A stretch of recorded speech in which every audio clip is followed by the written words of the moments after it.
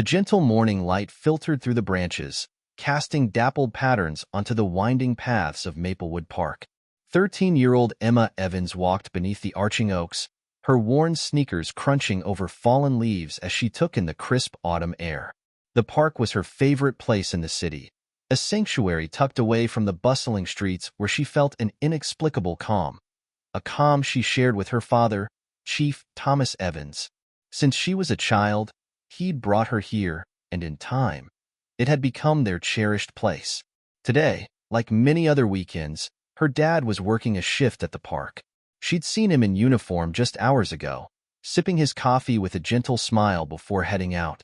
Although he was technically working, he told her time and again that he liked the days he got to patrol here, where he could watch families enjoying picnics or hear kids laughing as they chased one another across the grassy fields. Emma's steps quickened as she headed toward his usual patrol route. She loved surprising him. The way his eyes would light up when he spotted her was a little victory she looked forward to every time. Today felt special for no particular reason. Maybe it was the clear sky, or the soft warmth of the sun breaking through the cool breeze. As she walked, she thought about how proud she was of him. Chief Evans was a respected figure, known for his compassion as much as his sternness, and he often went out of his way to help others. She admired him deeply, and she knew he valued the safety and happiness of every person who stepped foot in this park. The familiar sounds of the park surrounded her. Laughter from children playing, the rustling of leaves in the breeze, the rhythmic joggers' steps on gravel paths. Emma breathed in the clean, earthy scent, feeling at home. Her gaze traveled across the lake where sunlight sparkled on the surface like 1,000 tiny diamonds. It was a rare, perfect day, and she felt content. But as she continued deeper into the park, the path grew quieter. The crowds thinned out, replaced by the occasional bird call and the whisper of wind. She noticed fewer people along this stretch, and the bustling, vibrant energy of the park seemed to fade into a still, almost eerie silence. It was a section of the park less frequented, but it wasn't unusual for Emma to take a quieter trail if she was looking to explore. Up ahead, Emma noticed a police officer standing alone near a bench, looking out over the path as if waiting for something or someone.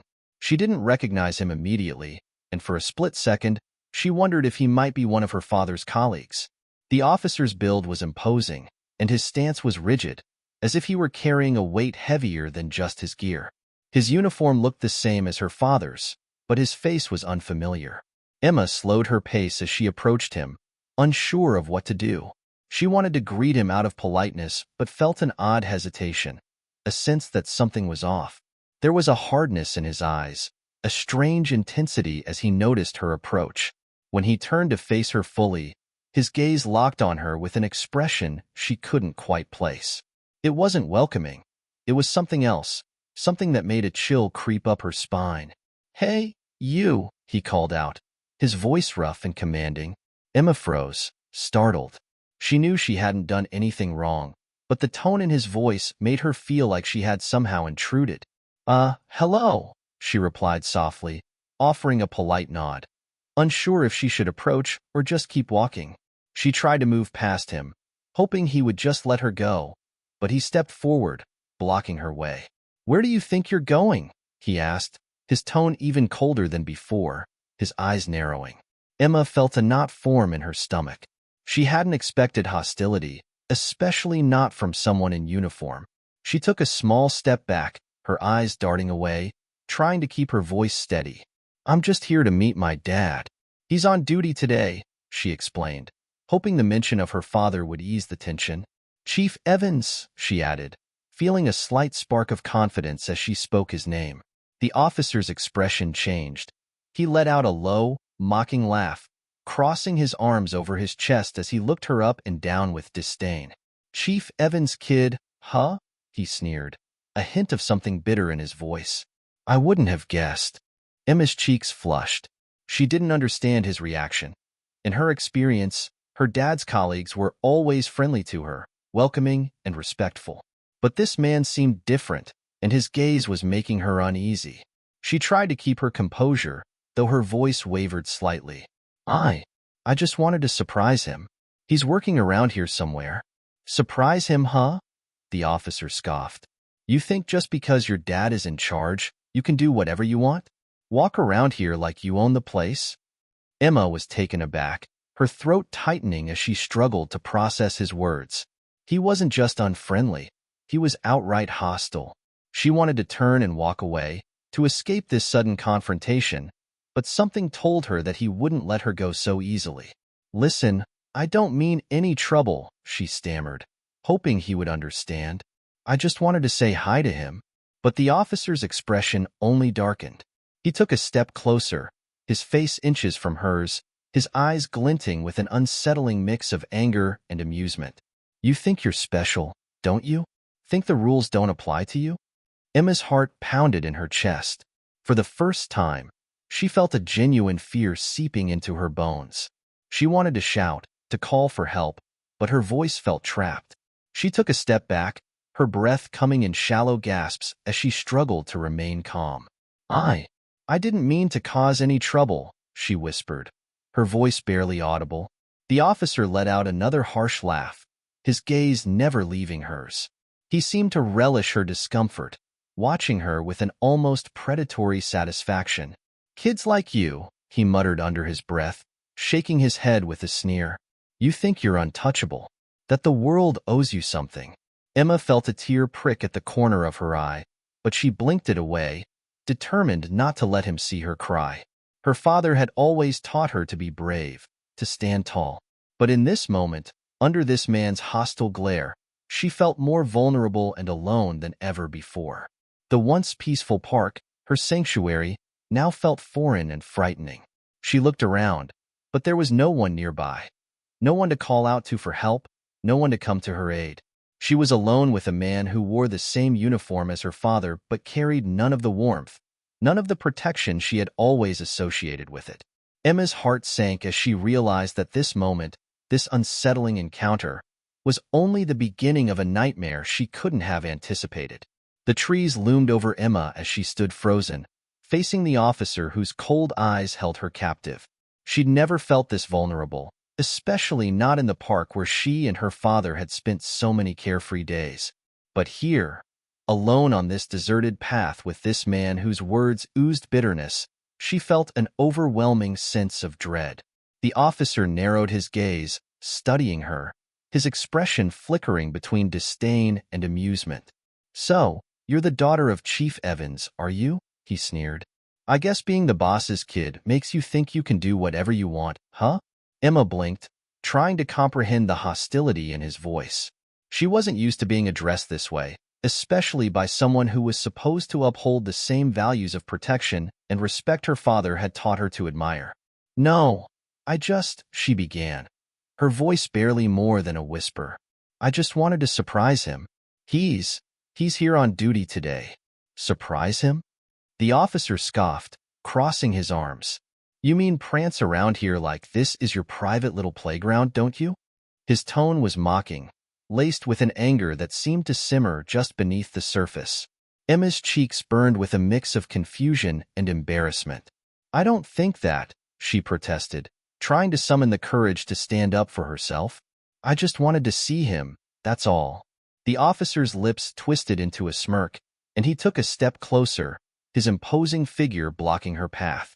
Kids like you don't understand, he said, his voice a low growl. You think the world revolves around you. Your daddy's power goes to your head, doesn't it? Emma shook her head, taking a step back. That's not true, she whispered. I just wanted to see my dad. But the officer's sneer deepened. You know what I think? He said, his voice growing colder with each word. I think it's time someone taught you a little humility. Emma's stomach churned. Her instincts screamed at her to leave, to turn and run as fast as her legs could carry her. But his frame filled her field of vision, and the venom in his eyes paralyzed her. She thought of her father, wishing he could somehow sense that she was in trouble, that he would appear around the next corner to save her. But there was only silence, broken by the wind rustling through the trees. Look at you, the officer murmured, almost to himself, his eyes scanning her with a look she couldn't quite decipher but instinctively feared. Walking around here, so certain that you're safe. Emma swallowed hard, feeling her throat tighten with fear. "Please," she whispered, forcing herself to keep her voice steady. "I didn't do anything wrong. I just wanted to see my dad." The officer let out a hollow laugh, shaking his head as if she were a foolish child. "Kids like you," he muttered, more to himself than to her, "always think the rules don't apply. That just because your daddy's got a badge, you can strut around without a care." The words stung, and Emma felt a pang of defensiveness rise up within her. Her father wasn't just a badge to her. He was a protector, a mentor, someone she looked up to all her life. "My dad doesn't break the rules," she said, her voice barely above a whisper. "He teaches me to respect them." "Oh, so he's a saint, is he?" The officer's eyes narrowed, and his face twisted with something dark, something that made Emma take another small step back. "Well, let me tell you something, princess. Your daddy isn't here to protect you now. You're on your own." Emma's heartbeat echoed in her ears as her mind raced, searching for a way to escape. She took another step back, inching away from him, hoping he would let her go if she moved slowly enough. But as she did, he suddenly reached out, his hand gripping her arm with a force that made her gasp. "Where do you think you're going?" he growled, his fingers digging into her skin. Emma winced, the pain jolting her back into reality. She tried to pull away, but his grip was unyielding, his fingers pressing into her arm with bruising force. Let go of me," she stammered, her voice trembling as panic washed over her. She wanted to scream, to shout for help, but fear had stolen her voice, trapping the words in her throat. The officer's face was inches from hers now, his breath hot and tainted with the bitter scent of coffee. His expression was twisted with a cruel satisfaction as he leaned in close, his voice a low, mocking whisper. "What's the matter? Not so brave now, are you?" Emma's mind reeled, her vision blurring with unshed tears as she struggled to process the horror of what was happening. She couldn't understand why he was treating her this way, why he seemed to hate her for simply existing. Every instinct she had told her to fight, to break free and run, but his iron grip held her firmly in place. She wanted to call out for her father, to scream his name and hope he would come running to save her, but fear held her captive. In this moment, she felt utterly powerless, as though the park, her haven, had transformed into a trap. The officer's gaze hardened, and he sneered down at her, his grip tightening until her arm throbbed with pain. "You think you're better than everyone else?" he hissed, his words like poison. "You think you're untouchable because of who your father is?" Emma's breath came in short gasps as she fought back tears, her mind a whirl of confusion and terror. She wanted to protest, to tell him he was wrong, but the words were lost, buried beneath a wave of panic that left her paralyzed. The officer's face twisted with contempt as he released her arm, pushing her back a step as though she were nothing more than a nuisance. "Pathetic," he muttered, shaking his head as he looked her over with disdain. Emma's body shook as she fought to keep her composure, the sting of his words cutting deeper than any physical wound. She felt small, insignificant, a helpless child beneath the weight of his scorn. Without another word, he turned and walked away, leaving her standing there, shaken and alone. Emma watched him go, her heart pounding in her chest, her skin still tingling where his hand had gripped her. She wanted to run, to find her father, to tell him everything. But the fear still held her captive, her legs rooted to the ground. It was only when he disappeared from view that she finally felt her body relax, her muscles loosening as the weight of his presence lifted. But even as he left, the echoes of his mocking voice lingered, a shadow that clung to her, filling her with a sense of dread that wouldn't go away. Emma took a shaky breath, her hands trembling as she wrapped her arms around herself, trying to hold back the tears that threatened to spill. She didn't want to cry, not here, not over him. But the memory of his gaze, of the cruelty in his eyes, haunted her. The park felt different now, its familiar beauty tarnished by the darkness of that encounter.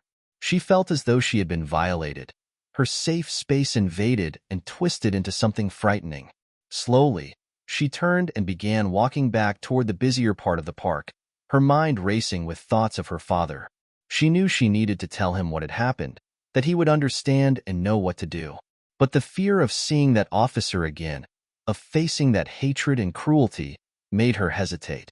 As she walked, the familiar sounds of laughter and birdsong filled her ears, but they felt hollow, distant, as though she were hearing them from behind a glass wall. The warmth of the sun on her face felt muted, the colors of the trees and sky dulled, drained of the vibrancy they once held. With every step she took, she felt the park slipping further away from her, the joy it once brought fading like a distant memory. Emma's safe haven had been shattered, replaced by a cold, unsettling reality she couldn't ignore. And deep down, a small voice whispered that this was only the beginning. Emma trudged back toward the busier section of the park, her mind a storm of confusion and fear. The encounter with Officer Carter replayed in her mind, his words echoing in her head, each one laced with venom she couldn't comprehend. What had she done to deserve such hostility? Her father always talked about how police officers were protectors, people she could trust, but this officer seemed to embody the opposite of everything her father believed in. As she approached a familiar bench near the playground, she sank down, her body weighed down by an invisible heaviness. She hugged her arms close to her chest, her fingers tracing the faint marks on her arm where he'd gripped her. Her heart still raced, her skin tingling from where his hand had left its painful imprint. "Emma!" A cheerful voice called out, and she looked up to see her friend Sarah skipping toward her. For a brief moment, Emma felt a flicker of relief, a sense of normalcy. But the fear lingered, and she could only manage a weak smile. "Hey, Sarah," Emma murmured, trying to keep her voice steady. Sarah flopped onto the bench beside her, her face alight with excitement. "Did you come to see your dad? I saw him talking to some other officers near the lake earlier. He looked super serious. Does he ever smile when he's working?" Emma forced a small laugh. "Yeah, he does. Sometimes." She glanced over her shoulder, feeling as if Officer Carter's harsh gaze was still on her, hidden among the trees. "Emma, are you okay?" Sarah's cheerful expression faded, and she leaned closer, her voice soft with concern. "You look scared. Did something happen?" Emma hesitated. She wanted to tell her friend, to let her know what she just endured, but the fear was still too fresh. She didn't want to relive it, not yet. "I'm fine," she managed, giving Sarah a tight smile. "Just tired, I guess." Sarah watched her for a moment, clearly unconvinced, but she didn't press. Emma appreciated that. She wasn't sure she could hold it together if she started talking about what had happened. She wasn't even sure how to explain it. They sat in silence for a while, watching the children play on the swings and climb on the jungle gym. The cheerful shouts and laughter filled the air, but Emma felt detached from it all, as if she were observing from behind a glass barrier. She wanted to feel the same joy, the same ease, but something had shifted inside her. The park no longer felt like the refuge it once was. It was tainted now, shadowed by the memory of that hostile encounter. A little while later, Sarah's mom came to fetch her, and Emma said a quiet goodbye, watching her friend leave with a pang of longing. Sarah still felt safe here, still held the innocent joy that Emma had lost somewhere along that wooded path. When Sarah was out of sight, Emma finally stood, determination hardening within her. She needed to find her dad, to tell him what had happened. If anyone could make sense of it, it was him. Emma started walking again, heading toward the far side of the park where her father usually patrolled. Her steps grew quicker as the nervous energy within her built. She was desperate to see him, to feel his reassuring presence. But before she could make it to the other side of the park, she saw a figure blocking her path. The same imposing officer, standing near a row of trees with his arms crossed. Her heart dropped. She froze, her pulse quickening as fear surged through her.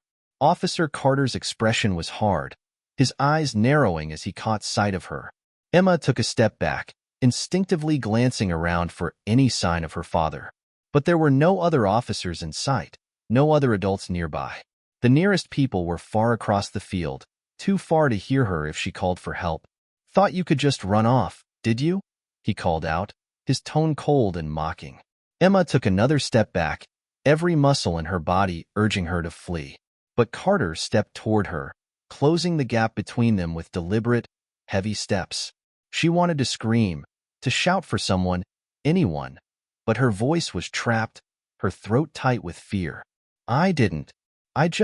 She stammered, feeling small and helpless under his intimidating stare. He let out a dry laugh, shaking his head as he approached. You don't get it, do you? Kids like you, with your cushy lives and your daddy's protection, you think you're untouchable. You think the rules don't apply to you. Emma felt a fresh wave of confusion and fear. None of what he was saying made sense. She wasn't doing anything wrong. She was just here to see her father, to spend a peaceful day in the park. Why was he treating her like this? Please, she managed to whisper, her voice barely audible. I just want to see my dad. Your dad isn't here, he sneered, his voice dripping with contempt. He can't protect you now. Emma's stomach twisted, her mind racing with panic. She took another step back, her gaze darting around, looking for any way out. But his presence was suffocating, filling every corner of her vision. He took another step closer, his face twisted with a sick satisfaction. Let's teach you a little lesson about respect, shall we? Emma's eyes widened as he reached out, grabbing her arm with a brutal grip. She gasped, struggling against his hold, but his fingers dug into her skin, unyielding. Let me go, she cried, her voice breaking as tears pricked at her eyes. He laughed again, a low, mocking sound that sent a chill down her spine. What's wrong? Not used to being told what to do. The words cut deep, each one like a slap to her confidence. She'd always been strong, always felt secure in the world her father had built around her. But now, under this man's cruel hold, she felt fragile, as though her very sense of safety was crumbling away. Please, she whispered, her voice barely a breath. I didn't do anything wrong. But he only tightened his grip, his sneer deepening. You think you're special, don't you? Think you can just walk around here like you own the place? Emma's vision blurred as the tears finally spilled over, her body shaking with a mixture of fear and humiliation. She'd never felt so helpless, so utterly powerless. She was just a girl who'd wanted to surprise her dad, to feel a simple happiness in a place that had always brought her peace. But now, the park felt like a prison, each tree and bench bearing witness to her vulnerability. The officer held her there, his gaze filled with satisfaction as he watched her struggle. To him, her fear seemed like a game, a twisted form of entertainment. Then, in the distance, a familiar voice rang out, sharp, commanding. Emma! Her father's voice. Officer Carter's head snapped up, his expression shifting from satisfaction to sudden shock. He released her arm, taking a quick step back just as Chief Thomas Evans appeared, his face a mixture of concern and fury. Emma stumbled, her heart leaping with relief as her father approached, his expression dark with a protective anger she had never seen before. What's going on here? Chief Evans demanded, his gaze locked on Carter with an intensity that made the officer flinch. Carter's face paled, and he let out a shaky laugh, raising his hands in mock innocence. Just reminding the kid that the park isn't her personal playground, Chief. Chief Evans's jaw tightened, his hand moving to Emma's shoulder, pulling her close as he shielded her with his body. Reminding her? She's a 13-year-old girl, Carter. My daughter. And she's done nothing wrong. His voice was cold, each word measured, but the tension in his posture betrayed the anger simmering just beneath the surface. Carter stammered, looking between Emma and her father, his previous bravado faltering. I didn't mean any harm, Chief. Just wanted to make sure she knew the rules. Rules? Chief Evans's voice was ice cold. Since when is it against the rules to visit the park? The silence that followed was thick, charged with an unspoken threat. Carter's face flushed, and he took a step back, his expression shifting from defiance to nervousness. Emma felt her father's hand tighten on her shoulder, his grip steadying her, giving her a sense of strength she hadn't felt moments before. She looked up at him, her heart swelling with gratitude and relief. Her father's presence was a shield, an unbreakable force that made her feel safe again. Emma, are you okay? He asked, his voice softening as he looked down at her, his concern clear in his eyes. She nodded, swallowing hard, her voice a shaky whisper. Yes, I am now. Chief Evans turned back to Carter, his expression hardening once more. We'll discuss this back at the station, he said, his tone leaving no room for argument. Carter's face fell, and he nodded, glancing down as he muttered, Yes, Chief. Without another word, Chief Evans led Emma away, his arm wrapped protectively around her shoulders. As they walked, Emma took a deep breath, feeling the weight of the encounter begin to lift. She knew that her father would protect her, that he wouldn't let this injustice go unanswered. But as they left the park behind, she couldn't shake the feeling that a part of her innocence had been taken, replaced by a dark awareness of how fragile safety truly was. The ride home was silent, the weight of what had happened pressing down on both Emma and her father. Chief Evans drove with one hand steady on the wheel, the other resting protectively on Emma's shoulder. His jaw was tight, his gaze hard and focused on the road ahead. She knew he was angry, no, furious. But beneath his controlled expression, she sensed a deep hurt, as if what had happened to her had wounded him in some unspoken way. When they arrived home, her father guided her inside, sitting her down at the kitchen table. Her mother, and looked up from her book, her face instantly concerned when she saw Emma's pale expression and her husband's tense demeanor. Thomas, what's going on? And asked, her eyes darting between them. Chief Evans took a deep breath, meeting his wife's gaze. Emma had an encounter with one of my officers today. He was out of line. His voice wavered slightly, the tension in his words unmistakable. Anne's hand flew to her mouth. Oh my God, Emma. Are you okay? Emma nodded, though the words caught in her throat as she tried to reassure her mother. I'm okay, Mom. Just a little shaken up.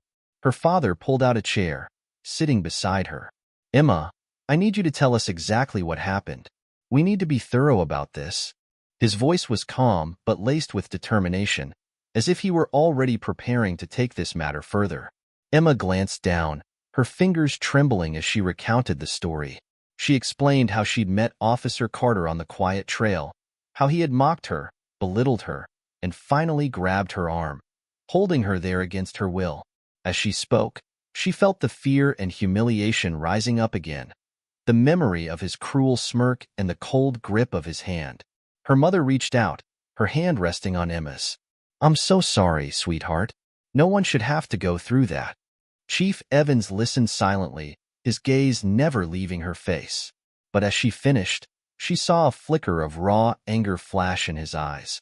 He took a deep breath, his hands clenched into fists as he struggled to maintain control. This is unacceptable, he muttered, his voice barely above a whisper. No officer of mine should ever behave that way, especially not toward a child, especially not toward my daughter. Emma looked down, feeling a strange mixture of relief and sadness. She knew her father would fight for her, but part of her worried about the consequences he might face. She didn't want him to suffer for standing up for her, to face backlash from his department. But as she looked up, she saw the resolve in his eyes, a determination that couldn't be swayed. Dad, you don't have to do anything. I'm okay. I just want to forget it, she whispered. Her father shook his head, his gaze unwavering. Emma, this isn't something we can just forget. Carter crossed a line. He broke the very code we're sworn to uphold. And that's something I won't stand for, not as a father and not as a chief. And looked at him, worry etched in her face. Thomas, you're going to take this to the department, aren't you? He nodded, his jaw set. I have to. If I let this go, I'm sending a message that this kind of behavior is acceptable, and it's not. No officer is above the law, and no one should abuse their power, especially not with a child. Emma watched her father, feeling a surge of pride mixed with a lingering anxiety. She admired his sense of justice, but she knew that confronting someone like Officer Carter could be dangerous. Carter had looked at her with such disdain, and she couldn't shake the feeling that he was capable of worse. Over the next few days, her father worked tirelessly to address the issue. He filed a formal complaint with Internal Affairs, outlining Carter's actions and pushing for a thorough investigation. Emma overheard him making phone calls, each one charged with an unyielding urgency. She caught fragments of his conversations, phrases like gross misconduct and abuse of power. She knew he was fighting for her, but with each call, she sensed the weight it placed on him. The more her father dug, the more he uncovered unsettling rumors about Carter. Whispers of intimidation tactics, accusations of unnecessary force.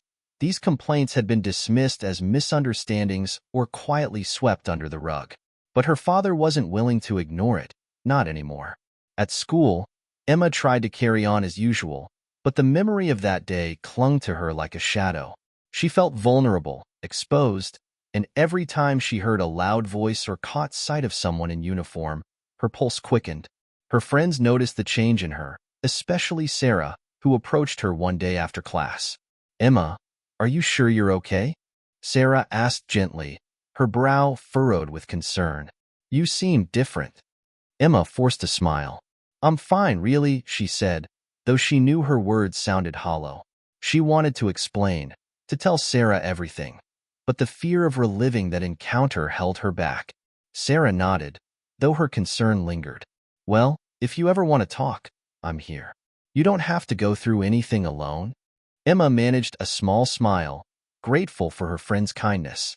But even as she tried to focus on her schoolwork, she felt a lingering anxiety in the pit of her stomach. The park had been her sanctuary, a place of safety and joy. Now it felt tainted, a reminder of the way Carter had looked at her, as if she were nothing more than a nuisance. The weeks dragged on, and the investigation into Carter's actions slowly progressed. Her father kept her updated as best he could, but Emma could see the strain it placed on him. He spent late nights at the kitchen table, poring over paperwork, his face lined with worry and exhaustion. She wished she could take away the burden, to make things go back to the way they were. But she knew that once a line like this had been crossed, there was no going back. One evening, as they sat together in the living room, her father put down his work and looked at her, his expression softening. "Emma, I want you to know that none of this is your fault. What Carter did was wrong, and you didn't deserve it." She nodded, swallowing the lump in her throat. "I know, Dad, but I can't help but feel like maybe if I hadn't gone that way, maybe if I just stayed where everyone else was." "Don't even think like that," he said firmly, reaching out to hold her hand. "This wasn't about anything you did. This was about Carter's choices, his misuse of power. And that's something we're going to make sure never happens again." Emma took a deep breath, letting her father's words sink in. She wanted to believe him, to feel secure in the knowledge that justice would prevail. But the doubt lingered, a small, persistent fear that gnawed at her, reminding her of just how vulnerable she had felt under Carter's gaze. A few days later, the investigation finally came to a head. Internal Affairs reviewed the evidence, including Emma's testimony, and found that Officer Carter had indeed acted inappropriately. The news sent a shockwave through the department, but her father stood resolute, unwavering in his decision to hold Carter accountable. Emma felt a sense of relief when she heard the outcome, but it was bittersweet. Carter's actions had left a mark on her, a shadow that wouldn't disappear overnight. But knowing that her father had fought for her, that he had defended her in the face of adversity, gave her a newfound sense of strength. In the days that followed, Emma began to feel a glimmer of hope. The park was still a place of healing, a place where she could remember the happy moments with her father. Slowly, she found herself returning, reclaiming it as her own, each step a small victory. And though the memory of Carter's cruelty remained, she knew that she wasn't alone. Her father's unwavering support, her mother's kindness, and her friend's care had all reminded her of one simple truth. No matter how dark things became, there was always a way to find the light. The next weekend, Emma was hesitant to return to the park. She wanted to feel normal again, to reclaim the peace the park had always brought her, but the thought of seeing Officer Carter, or even someone like him, made her heart race with anxiety. Still, she couldn't let fear keep her away. With her dad on duty, she convinced herself that this was her chance to feel safe there again. As she walked along the familiar paths, a mix of memories surfaced. Laughter-filled mornings of playing on the swings, lazy afternoons watching her dad talk with locals. She tried to hold on to those happier thoughts, to remind herself of all the good things the park had given her. Yet her gaze constantly darted around, scanning for any sign of Officer Carter, each shadow making her tense. To steady herself, Emma headed toward a grove of oak trees on the outskirts of the park, where the crowds usually thinned out. She'd spent many afternoons here, watching squirrels dart around and listening to the rustle of leaves. But as she moved further along the path, the memory of her encounter with Carter lingered, tainting the peacefulness she was trying to reclaim. Then, as she rounded a corner, she spotted a familiar figure. Officer Carter, leaning casually against a tree. The sight of him sent a jolt of fear through her. He was alone, his arms crossed, eyes fixed directly on her. Her heart pounded, and instinctively, she took a step back, hoping he hadn't seen her. But it was too late. He straightened, his face twisting into a smirk as he walked toward her. Well, Chief's daughter. Back for more?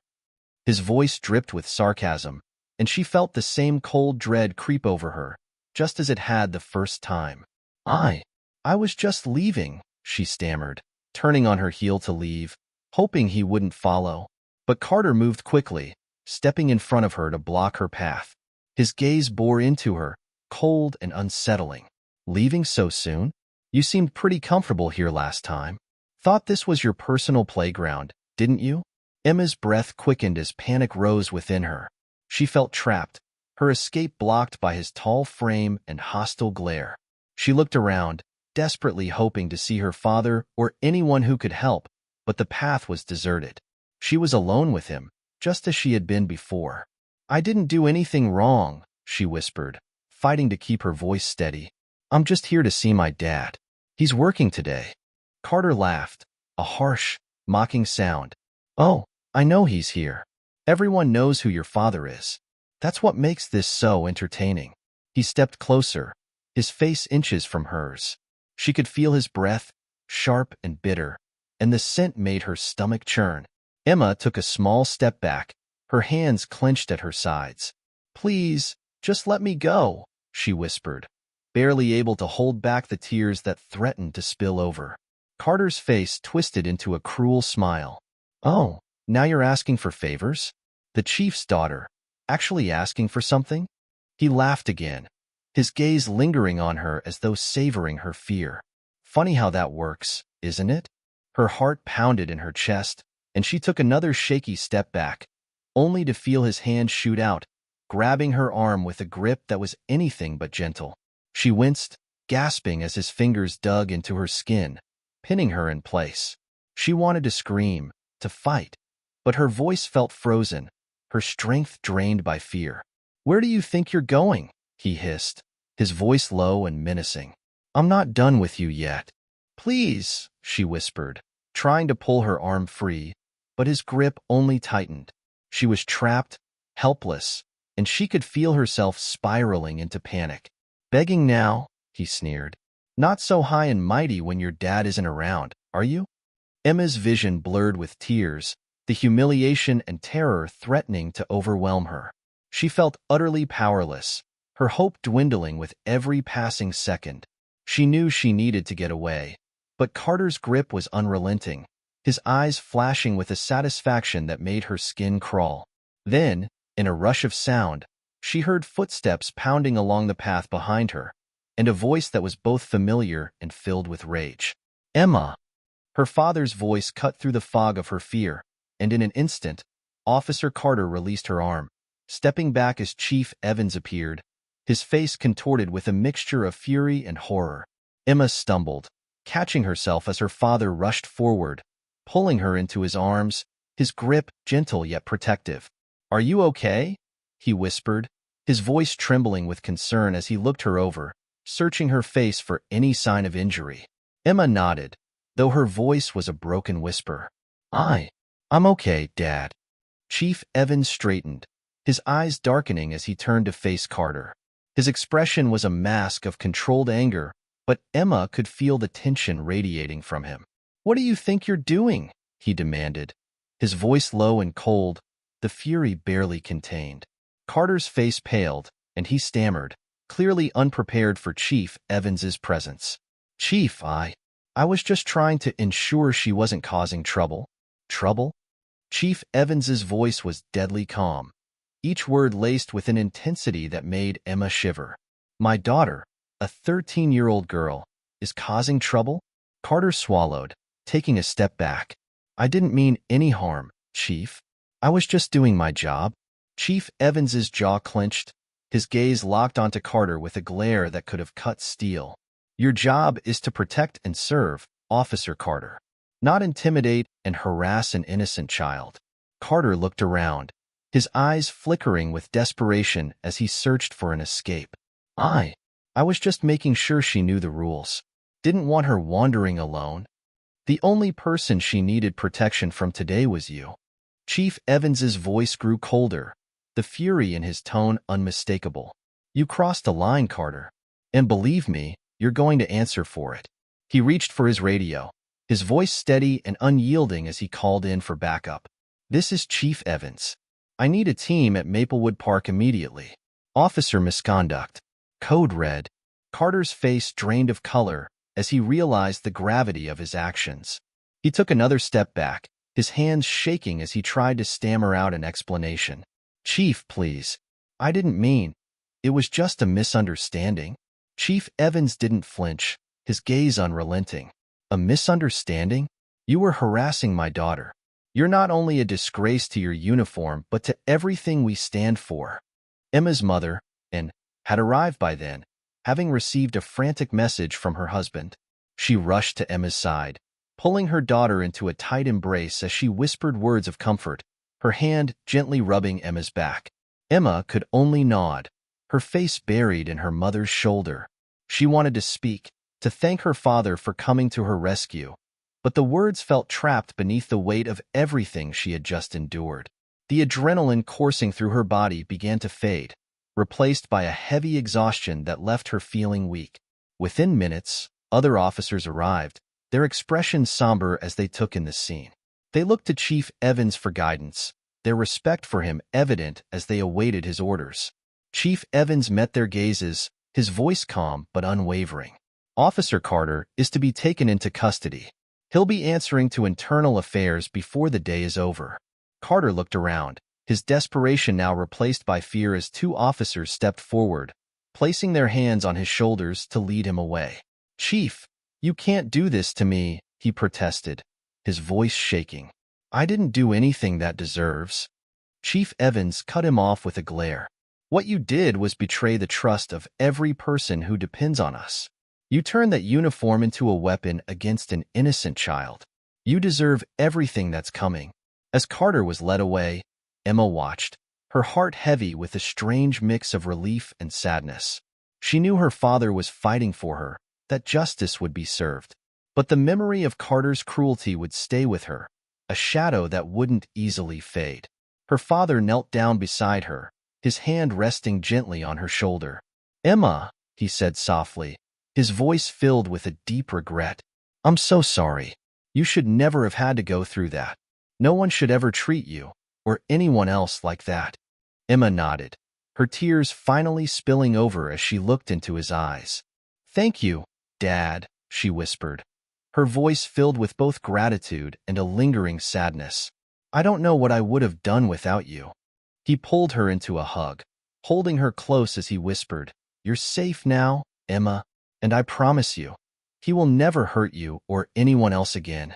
As they left the park together, her family by her side, Emma felt a spark of hope rekindle within her.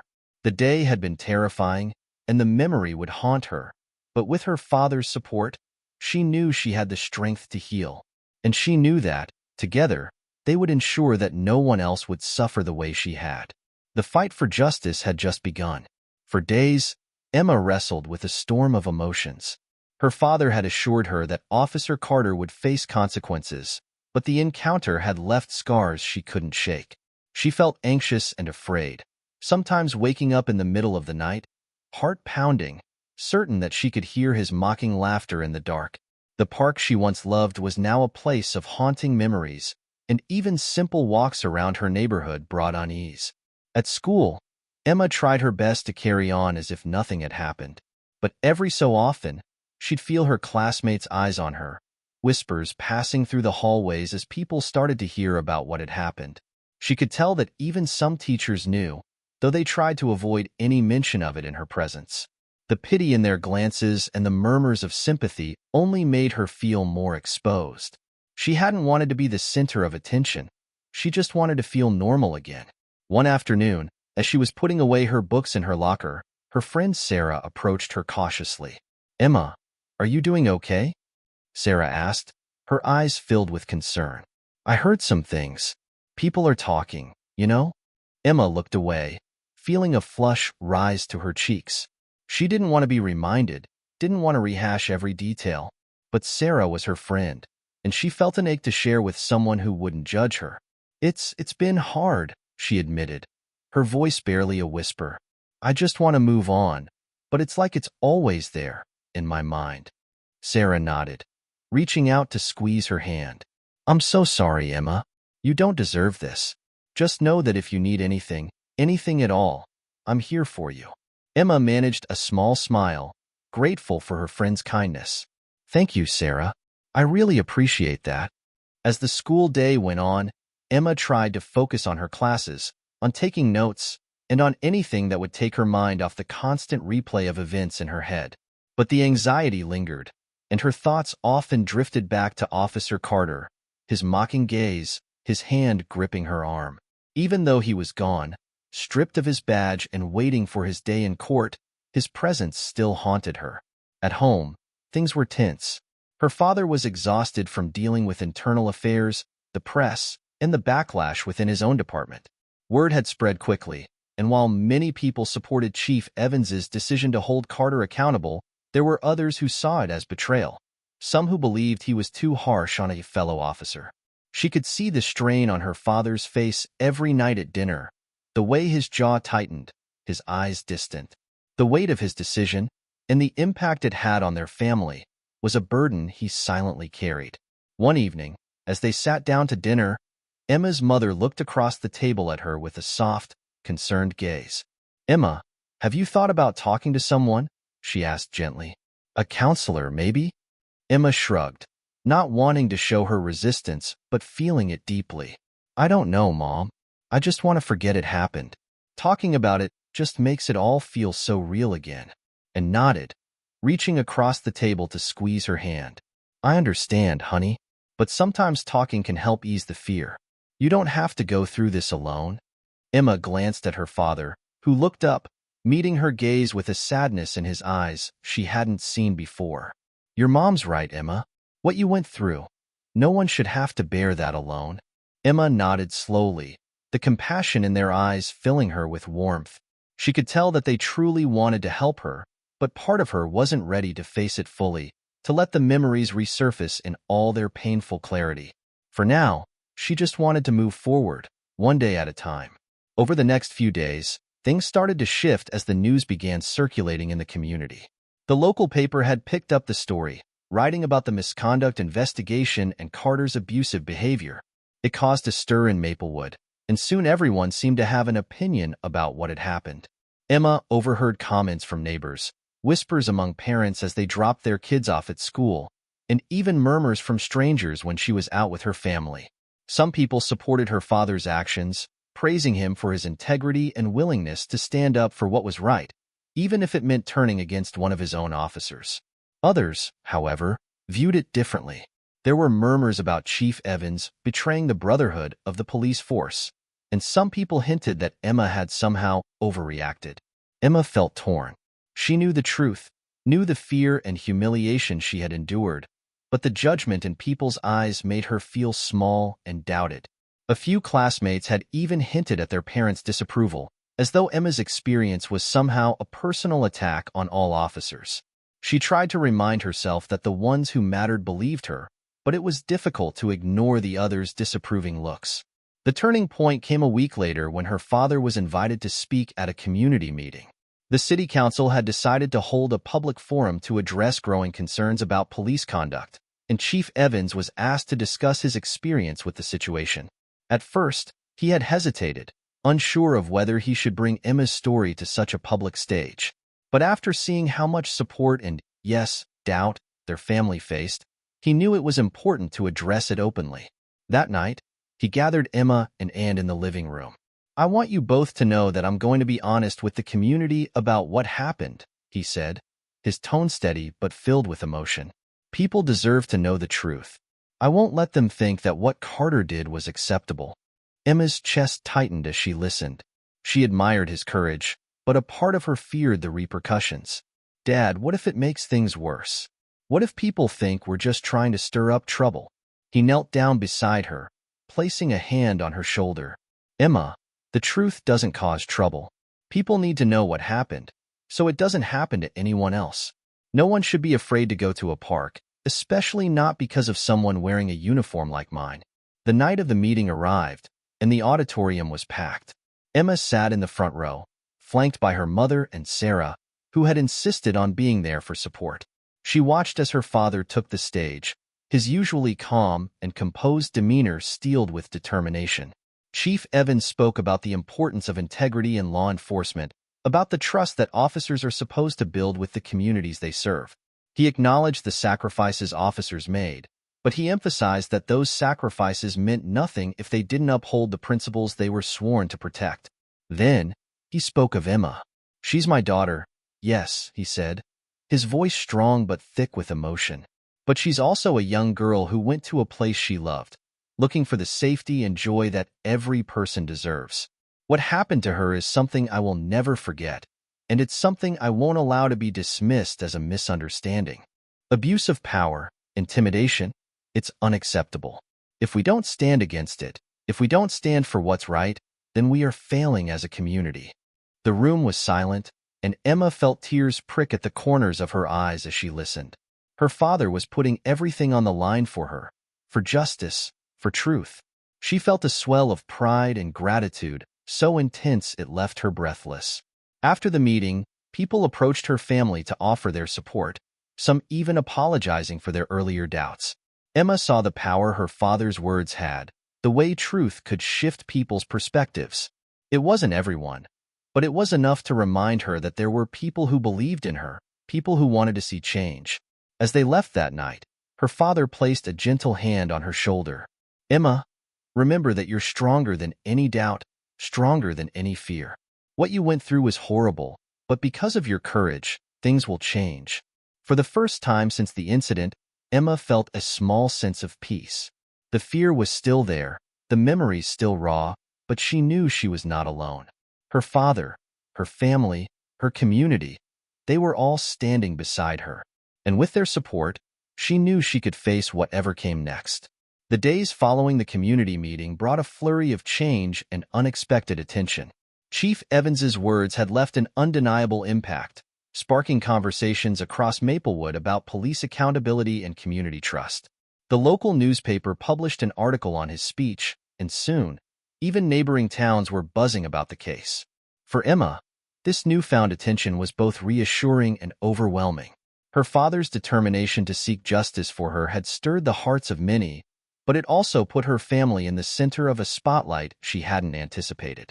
Each morning at school, Emma felt the curious stares of classmates, the hesitant questions, and the whispers in the hallways.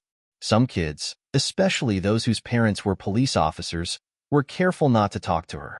But others, like Sarah and a few close friends, stood by her side, reminding her that she didn't have to face this alone. At home, the Evans family faced a mix of support and backlash. Some officers who had once been close to her father were no longer friendly, their nods and greetings replaced with stiff silence.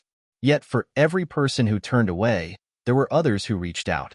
Families who had experienced similar mistreatment, and people who understood the importance of holding those in power accountable. One evening, after a particularly long day, Chief Evans came home, looking more exhausted than usual. He took off his hat, his shoulders sagging as he sat at the kitchen table. Emma and her mother exchanged a concerned glance before and brought him a cup of coffee and sat down beside him. "How did it go?" she asked softly. Chief Evans sighed, rubbing his temples. "It's complicated. I met with internal affairs today. They're taking this seriously, but there's pushback from some of the union representatives. They're saying I overstepped my authority." Emma's heart sank, though she tried to keep her voice steady. "Overstepped? But, Dad, Carter, he hurt me. He hurt other people too." "I know, sweetheart," he said, reaching across the table to hold her hand. But some people are still focused on protecting their own, no matter what. They want to brush this under the rug, pretend it was just a misunderstanding. But I won't let them. And gave his hand a reassuring squeeze. You're doing the right thing, Thomas. Don't let them shake your resolve. Her father's eyes softened as he looked at them. I won't, but it's a hard fight. Internal Affairs will conduct their review, and Carter will be questioned. But he's already trying to defend himself, claiming he was just doing his job. It's going to take a lot of evidence to make sure he's held accountable. Emma looked down, the memories of Carter's sneering face and cruel grip on her arm coming back to her. I'll tell them everything, she whispered, her voice filled with determination. I'll testify if I have to. I don't want anyone else to go through what I did. Her father looked at her with a mixture of pride and sadness. I know, Emma, and your courage is what's going to make the difference. A week later, Emma was asked to meet with an investigator from Internal Affairs, a woman named Detective Ramirez. Detective Ramirez arrived at their home with a calm, kind demeanor that instantly put Emma a little more at ease. She seemed genuinely invested in uncovering the truth, listening closely as Emma recounted the events of that day in the park. Emma took a deep breath, steadying herself before she spoke. He called me Chief's daughter, like it was an insult, she began, remembering the sneer in Carter's voice. And he grabbed my arm so tightly it hurt. He wouldn't let go, even when I told him to. He looked at me like he hated me. Detective Ramirez's brow furrowed, and she took careful notes. Did he say anything specific about your father, or why he was acting that way? Emma nodded, shivering slightly at the memory. He said I thought I was untouchable because of who my dad is. He seemed angry, like he wanted to show me that I wasn't special, that he had power over me. Detective Ramirez exchanged a glance with Chief Evans, who stood silently nearby, his expression solemn. Thank you, Emma, she said gently. Your testimony is incredibly important. You're very brave for coming forward. Emma managed a small, grateful smile, feeling both relieved and exhausted. As the investigator packed up her notes, she looked at Chief Evans with a serious expression. Chief, you should know that Carter's personnel record has several prior complaints. None of them went to formal review, but they're concerning. This isn't his first time crossing a line. Chief Evans's jaw tightened, and Emma felt a surge of vindication. Knowing that Carter had a history of misconduct made her realize that it wasn't just about her. He'd hurt other people too. This case wasn't just about getting justice for herself. It was about protecting others from him. After Detective Ramirez left, Emma sat alone in her room, thinking over everything she had just told the investigator. The weight of it pressed down on her, and she felt a pang of guilt mixed with determination. She wondered how many others had suffered in silence, how many had been too afraid to speak up. But this time, with her father's help, she would make sure Carter was held accountable. The following days brought news that Internal Affairs had decided to take the case to a formal disciplinary review. Carter would be summoned to a hearing where the evidence, including Emma's testimony and any prior complaints, would be presented. The community was on edge, eagerly awaiting the outcome. Meanwhile, Emma's father continued to face backlash from some of his colleagues. A few officers openly questioned his loyalty to the department, suggesting he'd betrayed one of their own. It hurt Emma to see her father shouldering this burden, but he held his head high, unwavering in his commitment to see justice done. One evening, just a few days before Carter's hearing, Chief Evans sat down with Emma in the living room. He looked tired, the shadows under his eyes evidence of the sleepless nights he'd endured. But there was a fierce pride in his expression as he looked at her. Emma, he began, his voice gentle yet resolute, I need you to know that no matter how this turns out, I'm proud of you. You've shown courage most people twice your age don't have. Emma felt tears prick at her eyes. I just want him to be stopped, Dad. I don't want anyone else to go through what I did. He nodded, reaching out to hold her hand. And because of you, we're taking the first step toward that. No matter what happens at the hearing, remember that your voice has made a difference. When the day of the hearing finally arrived, Emma waited anxiously at home with her mother while Chief Evans went to the station to testify. Hours passed, each minute feeling like an eternity, as they waited for any news and tried to distract Emma with movies and snacks, but both of them were too tense to relax. Finally, just as the sun was beginning to set, her father returned home. Emma and Anne rose to their feet as he entered, searching his face for any sign of how things had gone. Chief Evans met their eyes, and a small, satisfied smile crept onto his face. "Carter's been dismissed," he said, his voice heavy with both relief and pride. The review board found his actions unacceptable and in violation of department standards. They're moving forward with a full investigation into his conduct, and he won't be able to work in law enforcement again.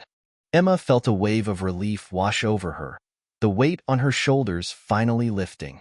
She glanced at her father, her gratitude and admiration for him swelling in her chest. "Thank you, Dad," she whispered, feeling a mix of pride and gratitude. "For everything." He pulled her into a hug, his voice thick with emotion as he whispered, "You did this, Emma. Your strength made this happen." That evening, they sat around the kitchen table, talking quietly, reflecting on all that had happened.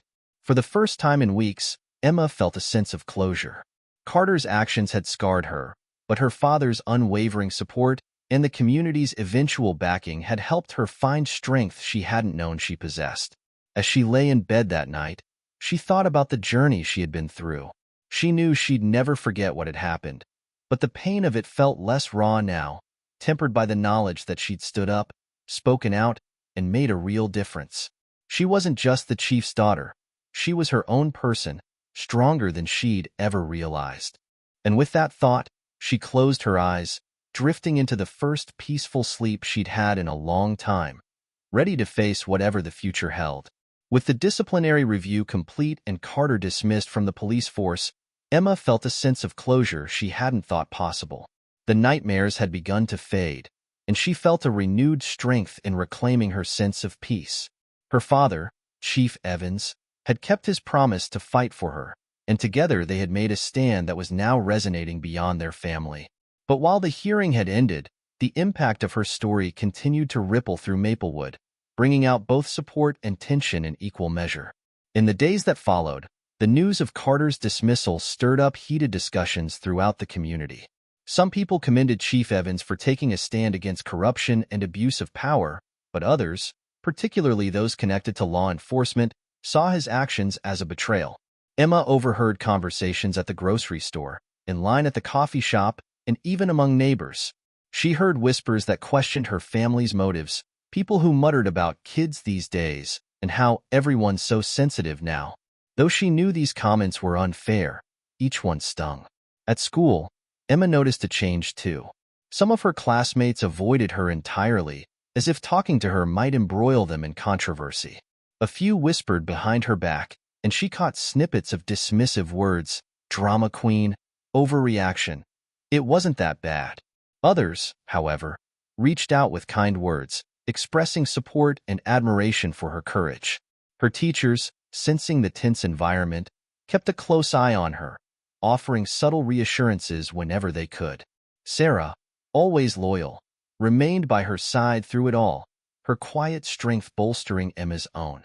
One afternoon, as they walked together in the hallway, Sarah cast a sidelong glance at Emma, her brow furrowed with concern. "Emma," Sarah began gently, "how are you really doing? I know people are being awful right now. It's not fair, but I just want you to know that it doesn't change anything. You're still one of the bravest people I know." Emma managed a small smile, touched by her friend's words. "Thank you, Sarah. Honestly, some days it's hard. I thought things would feel better after the hearing, and in some ways they do.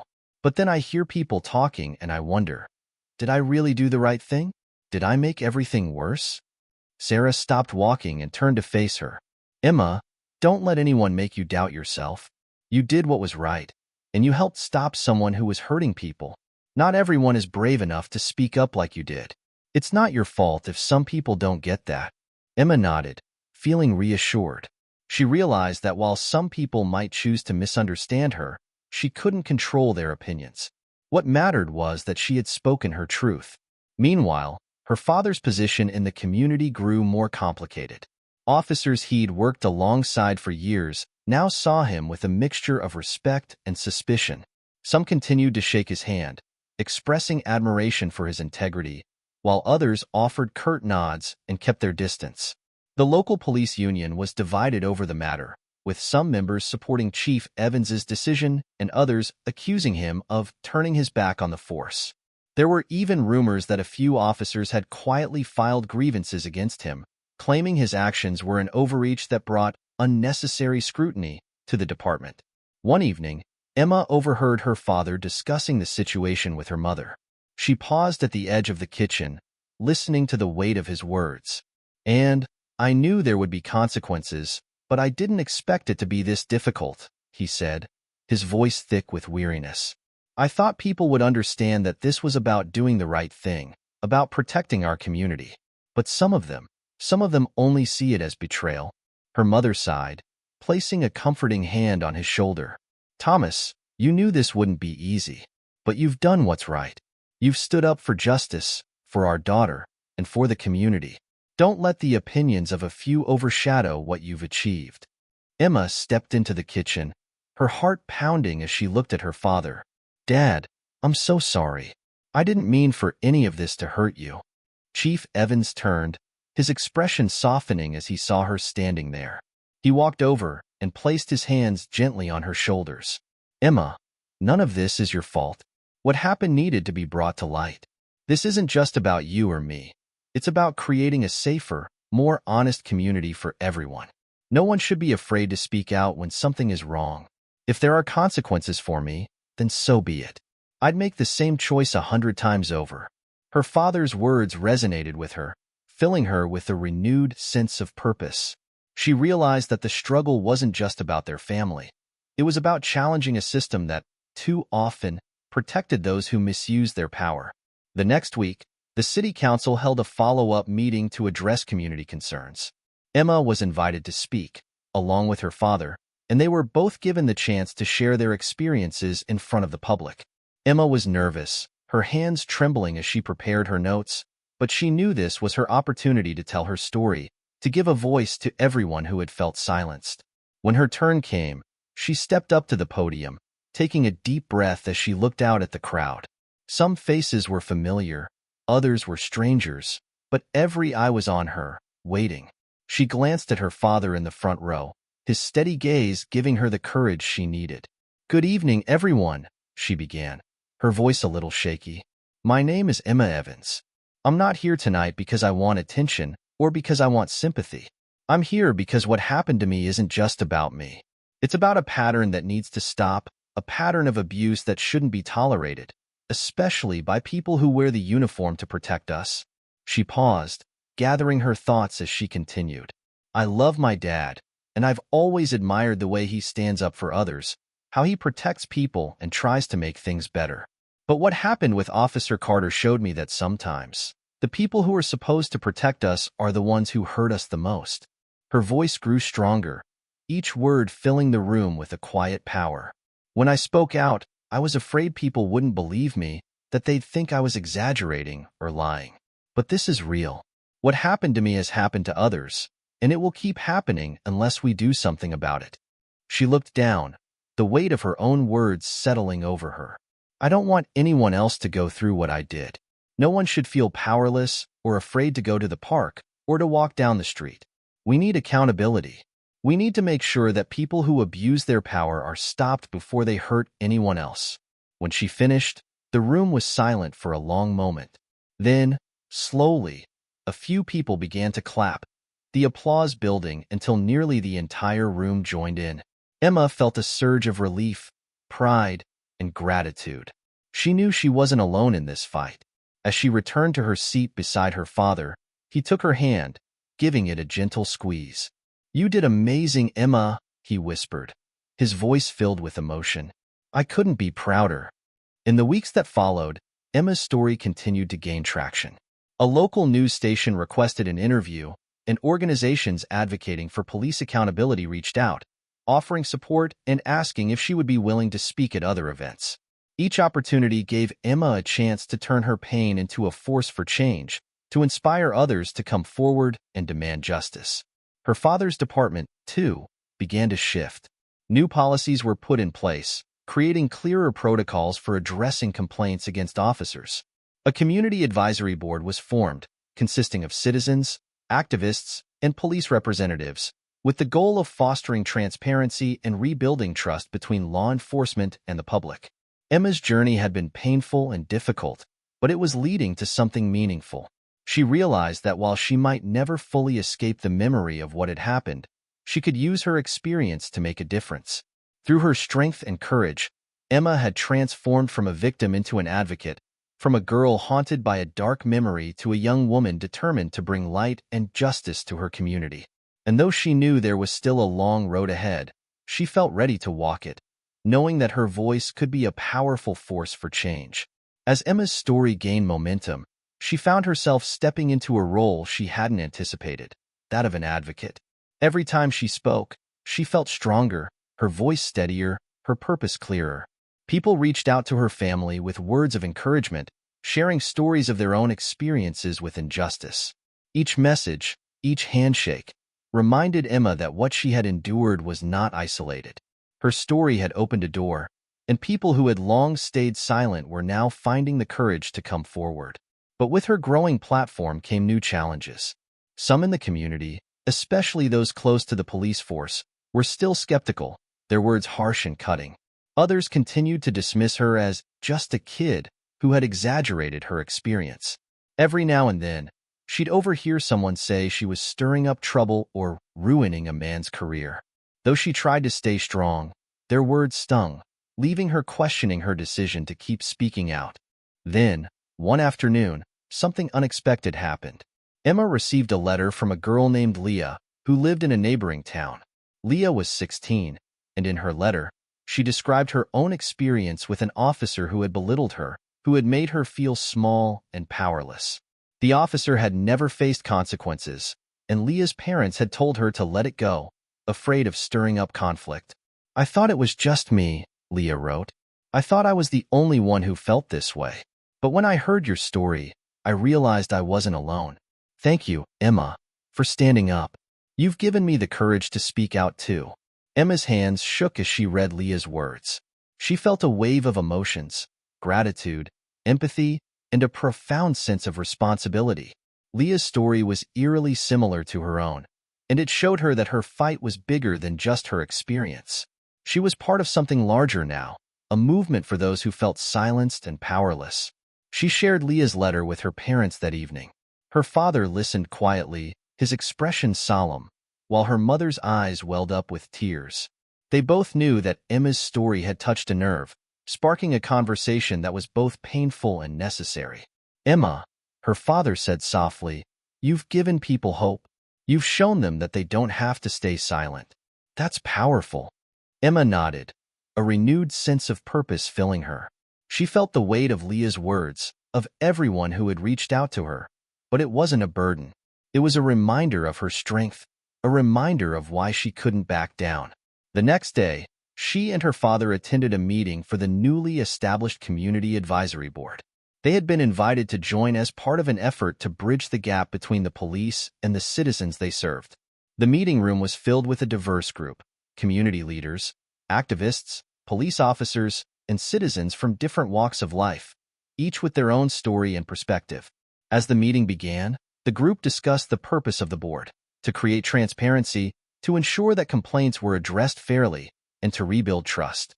Emma listened closely, her heart swelling with pride at the thought that her experience had been the catalyst for this change. When her turn came to speak, Emma stood up, her voice steady as she addressed the room. "I didn't ask to be here," she began, "and I didn't want to go through what I did. But now that I'm here, I want to make sure no one else has to feel the way I did, helpless, afraid, unsure if anyone would believe them. I believe that change is possible, and I'm willing to do whatever it takes to make sure this community is safe and fair for everyone." Her words were met with nods and murmurs of agreement. The officers present seemed to listen carefully, some looking contemplative, others nodding in agreement. Even those who had once been skeptical seemed moved, their expressions softened by the sincerity in her voice. After the meeting, an older woman approached Emma. Her name was Mrs. Turner, a retired teacher who had lived in Maplewood for over 50 years. She took Emma's hands in hers, her eyes shining with gratitude. "Thank you, dear," she said, her voice wavering with emotion. "I've been waiting for something like this for years. People like you remind us that there's always hope, even when things seem darkest." Emma felt her eyes fill with tears as she listened to Mrs. Turner's words. She realized that what she was doing was bigger than herself.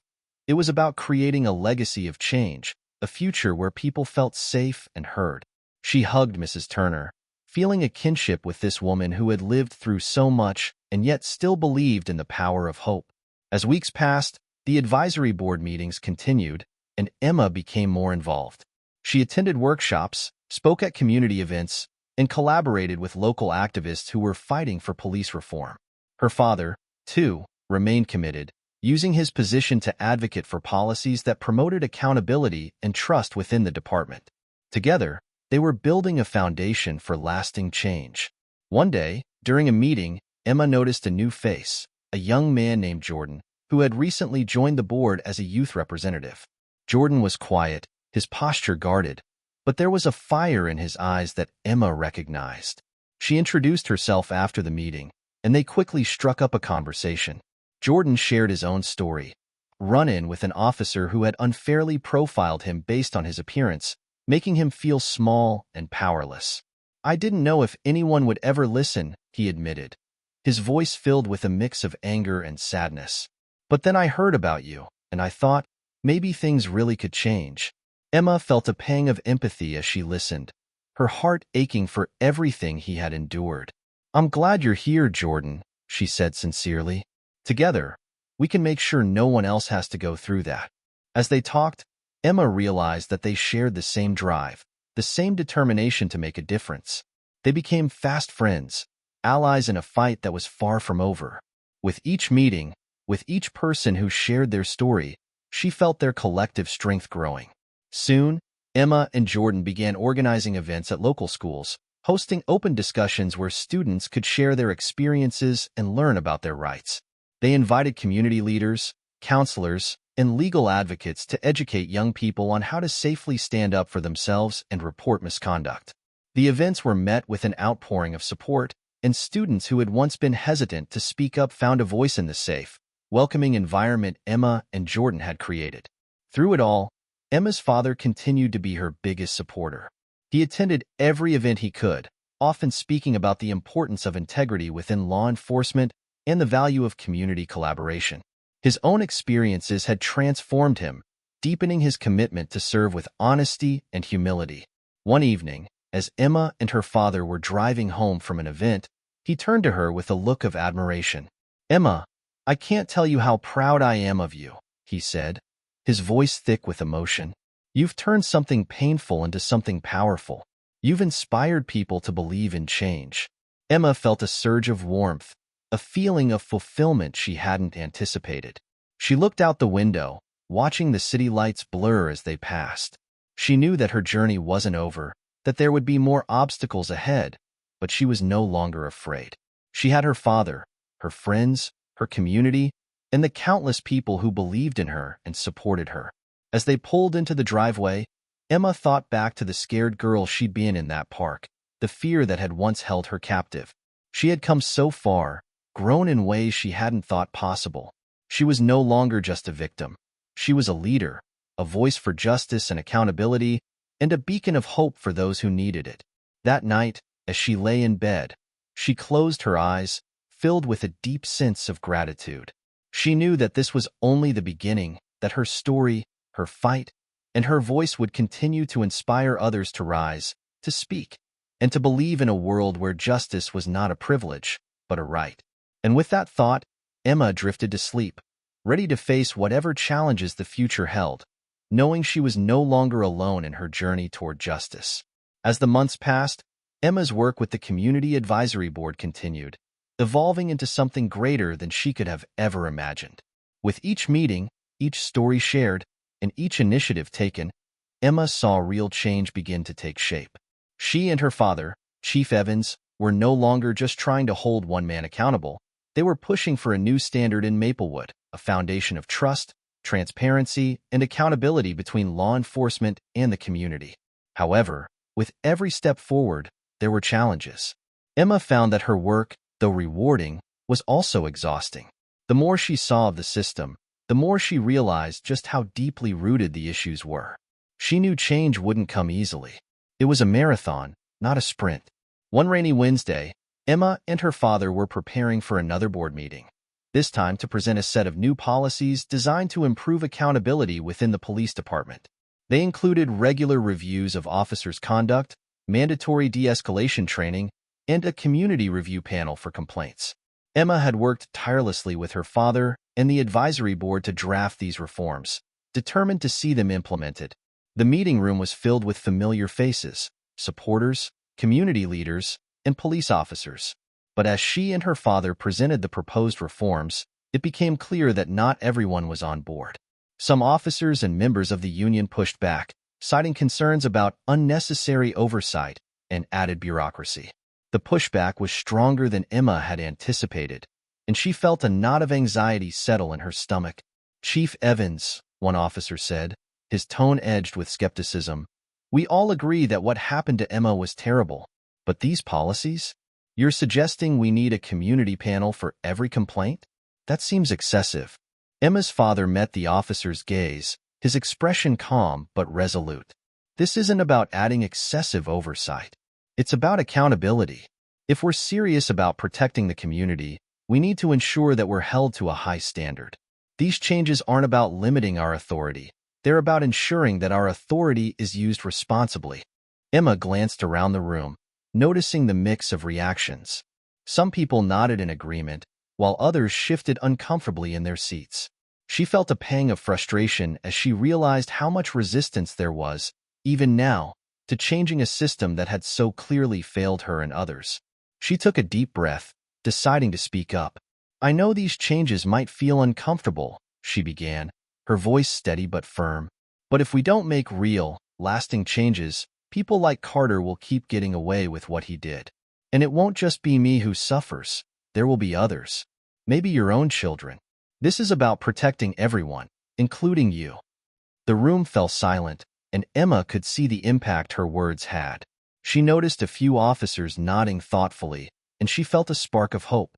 The meeting continued with heated discussions, but in the end, the advisory board voted to move forward with the proposed reforms. It wasn't a complete victory. Some aspects of the plan would still need approval from higher-ups, but it was a step in the right direction.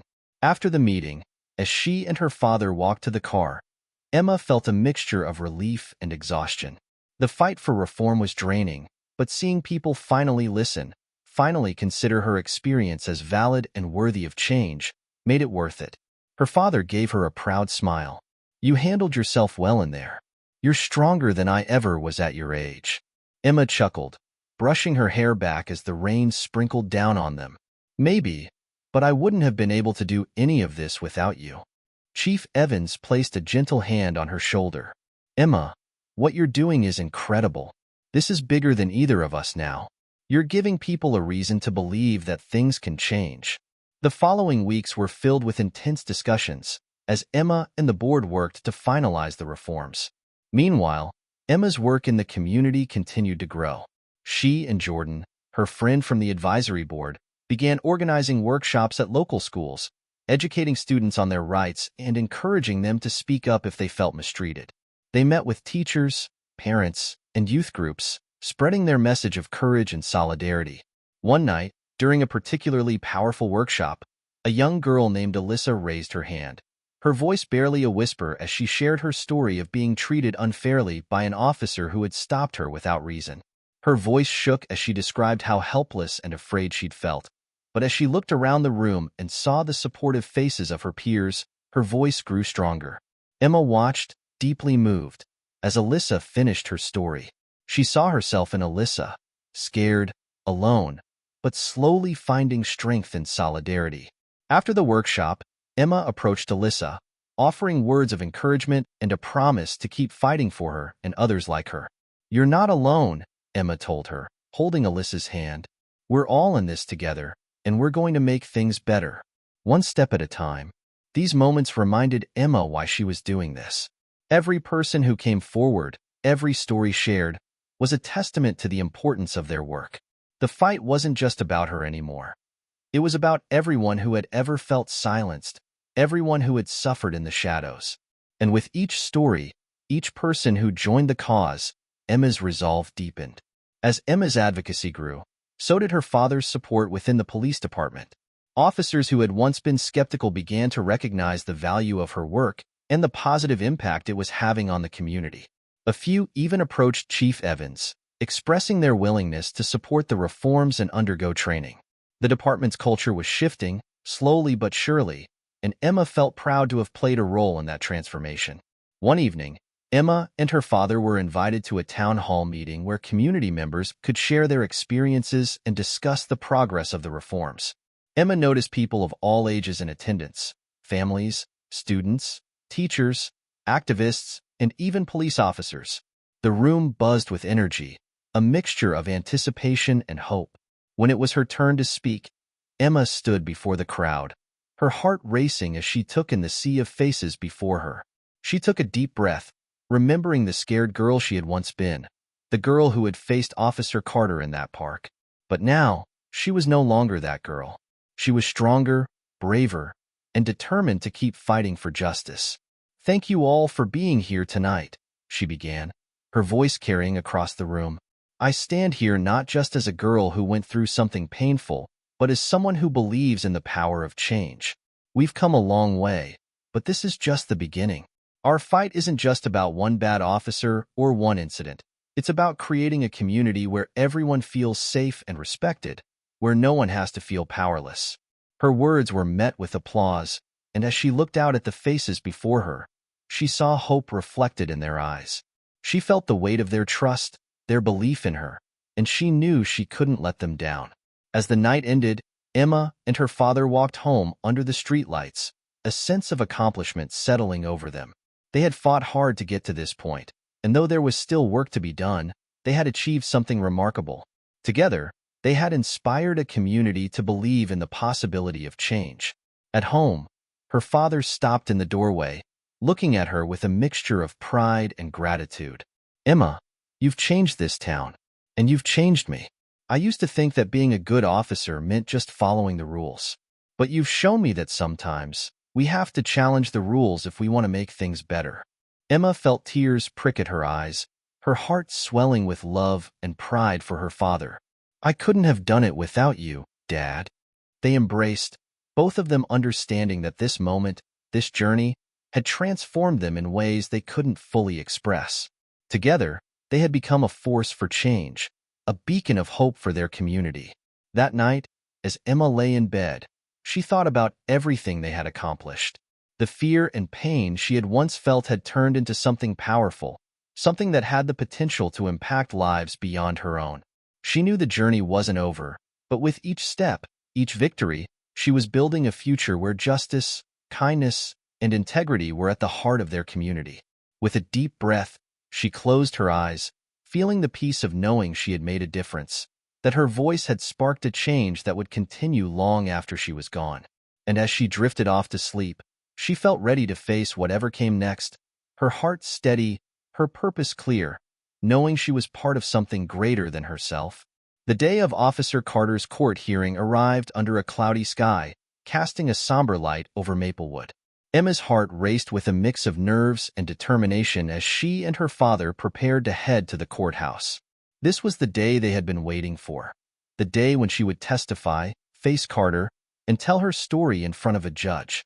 After months of hearings, meetings, and community conversations, it all came down to this moment. As they entered the courthouse, Emma glanced around at the crowd. Familiar faces from her school, her community, and her neighborhood filled the benches. Some were there to support her, others simply to witness the proceedings. But their presence reminded her that her fight had become Maplewood's fight, a symbol of resilience and the demand for justice. Jordan, her friend and fellow advocate from the Community Advisory Board, was there too, giving her a nod of encouragement. She took a deep breath, drawing strength from the people who believed in her. As they sat down, her father leaned over, giving her hand a gentle squeeze. "Emma," he said softly, "whatever happens today, know that you're already victorious. You've changed more than just one life. You've changed an entire community." She nodded, her heart swelling with gratitude and pride. But the familiar feeling of unease crept in as she glanced across the courtroom and saw Carter sitting with his lawyer. He looked stoic, almost cold, and his eyes avoided hers entirely. For a moment, her confidence wavered, memories of that terrifying encounter in the park flooding back. But she took another breath, steadying herself. This was her chance to tell the truth, to make sure his actions would be held accountable. The hearing began with opening statements from the prosecution and defense. Carter's lawyer tried to paint the incident as a misunderstanding, a mere overreach that had been blown out of proportion because of Emma's father's position. The lawyer claimed Carter was just doing his job, and that his behavior had been misinterpreted due to a tense moment. Emma clenched her fists, anger simmering beneath her calm exterior. They were trying to twist her experience, to diminish her pain, but she wouldn't let them rewrite her truth. She had come too far for that.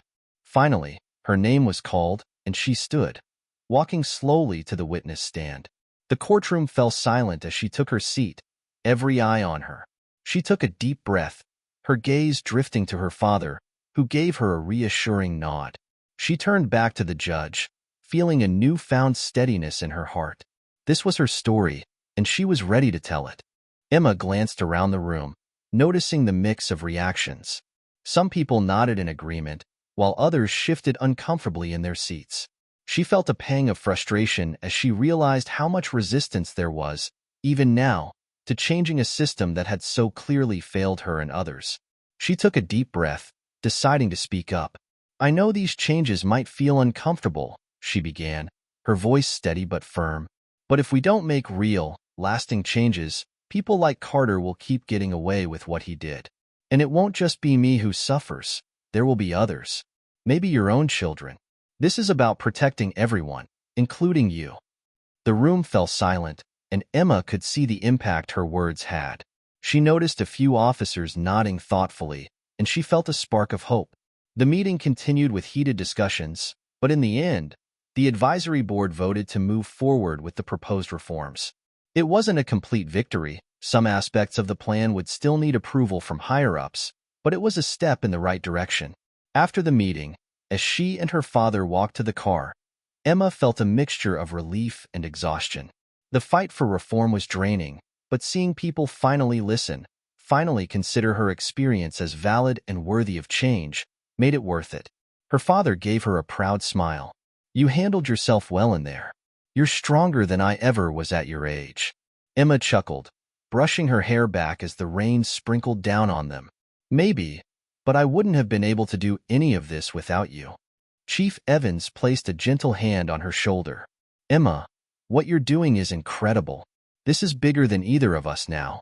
You're giving people a reason to believe that things can change." The following weeks were filled with intense discussions, as Emma and the board worked to finalize the reforms. Meanwhile, Emma's work in the community continued to grow.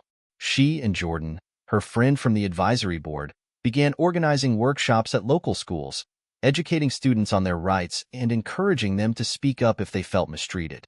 They met with teachers, parents, and youth groups, spreading their message of courage and solidarity. One night, during a particularly powerful workshop, a young girl named Alyssa raised her hand, her voice barely a whisper as she shared her story of being treated unfairly by an officer who had stopped her without reason. Her voice shook as she described how helpless and afraid she'd felt, but as she looked around the room and saw the supportive faces of her peers, her voice grew stronger. Emma watched, deeply moved, as Alyssa finished her story. She saw herself in Alyssa, scared, alone, but slowly finding strength and solidarity. After the workshop, Emma approached Alyssa, offering words of encouragement and a promise to keep fighting for her and others like her. "You're not alone," Emma told her, holding Alyssa's hand. "We're all in this together, and we're going to make things better, one step at a time." These moments reminded Emma why she was doing this. Every person who came forward, every story shared, was a testament to the importance of their work. The fight wasn't just about her anymore. It was about everyone who had ever felt silenced, everyone who had suffered in the shadows. And with each story, each person who joined the cause, Emma's resolve deepened. As Emma's advocacy grew, so did her father's support within the police department. Officers who had once been skeptical began to recognize the value of her work and the positive impact it was having on the community. A few even approached Chief Evans, expressing their willingness to support the reforms and undergo training. The department's culture was shifting, slowly but surely, and Emma felt proud to have played a role in that transformation. One evening, Emma and her father were invited to a town hall meeting where community members could share their experiences and discuss the progress of the reforms. Emma noticed people of all ages in attendance: families, students, teachers, activists, and even police officers. The room buzzed with energy, a mixture of anticipation and hope. When it was her turn to speak, Emma stood before the crowd, her heart racing as she took in the sea of faces before her. She took a deep breath, remembering the scared girl she had once been, the girl who had faced Officer Carter in that park. But now, she was no longer that girl. She was stronger, braver, and determined to keep fighting for justice. "Thank you all for being here tonight," she began, her voice carrying across the room. "I stand here not just as a girl who went through something painful, but as someone who believes in the power of change. We've come a long way, but this is just the beginning. Our fight isn't just about one bad officer or one incident. It's about creating a community where everyone feels safe and respected, where no one has to feel powerless." Her words were met with applause, and as she looked out at the faces before her, she saw hope reflected in their eyes. She felt the weight of their trust, their belief in her, and she knew she couldn't let them down. As the night ended, Emma and her father walked home under the streetlights, a sense of accomplishment settling over them. They had fought hard to get to this point, and though there was still work to be done, they had achieved something remarkable. Together, they had inspired a community to believe in the possibility of change. At home, her father stopped in the doorway, looking at her with a mixture of pride and gratitude. "Emma, you've changed this town, and you've changed me. I used to think that being a good officer meant just following the rules. But you've shown me that sometimes we have to challenge the rules if we want to make things better." Emma felt tears prick at her eyes, her heart swelling with love and pride for her father. "I couldn't have done it without you, Dad." They embraced, both of them understanding that this moment, this journey, had transformed them in ways they couldn't fully express. Together, they had become a force for change, a beacon of hope for their community. That night, as Emma lay in bed, she thought about everything they had accomplished. The fear and pain she had once felt had turned into something powerful, something that had the potential to impact lives beyond her own. She knew the journey wasn't over, but with each step, each victory, she was building a future where justice, kindness, and integrity were at the heart of their community. With a deep breath, she closed her eyes, feeling the peace of knowing she had made a difference, that her voice had sparked a change that would continue long after she was gone. And as she drifted off to sleep, she felt ready to face whatever came next, her heart steady, her purpose clear, knowing she was part of something greater than herself. The day of Officer Carter's court hearing arrived under a cloudy sky, casting a somber light over Maplewood. Emma's heart raced with a mix of nerves and determination as she and her father prepared to head to the courthouse. This was the day they had been waiting for, the day when she would testify, face Carter, and tell her story in front of a judge.